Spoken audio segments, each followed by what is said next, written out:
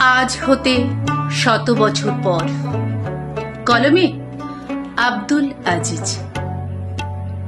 নতুন সকাল, এক মুঠো সোনালি রৌদ্র, ভোরের কোলে জেগে ওঠে গাছের ডালে কুড়ি, আকাশে ঝরে নতুন দিনের গান, প্রাণ জেগে ওঠে, বুকে লাগে নবজন্মের ধ্বনি। বউ কথাকাও ডাকে, শিমুল কদম হাসে, বরণের মালা গাঁথে কৃষ্ণচূড়া।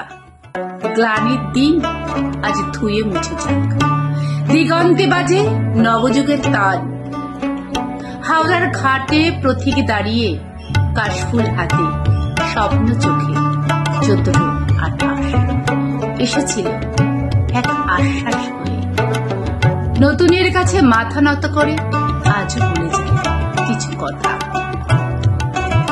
আজ হতে ১০০ বছর পরে কারো হাতে ধরা পড়বে যদি আমার এই অমর কবিতা খানি, জানিও আমি ছিলাম একটা সময়ের গভীর স্পন্দনে। রেখো ভাই আমার কথাগুলো হৃদয়ের গহীনে, শব্দের দীপ্ত আঁচলে, তিতাসের তীরে, কাশবনে দুলে আমার প্রতিধ্বনি জাগবে আরেক প্রভাতে। শালিক টিয়া উড়বে দিগন্তে, পাখার ঝাপটায় বাজবে আমার ছায়া কাব্য।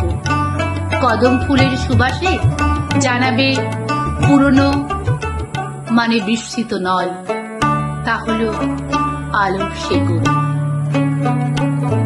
দিন আসে দিন যায়, রাত নামে রাত ফুরায়, আশার মতো গেঁথে রাখি কিছু কথা, যা থেকে যাবে চিরকাল জীবনের ছায়ায়।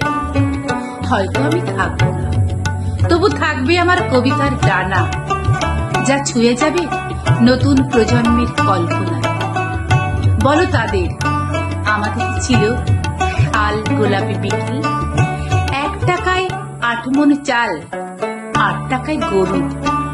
তা কেবল হাসির কথা নয়, তা এক স্বপ্নের ইতিহাস। তালপাতার পাখায় বাতাস তুলে আমরা গড়ে তুলেছি প্রেম, ধৈর্য আর ভাষা। মাটির ঘ্রাণে, নদীর গানে জন্মেছিল আমাদের কবিতা।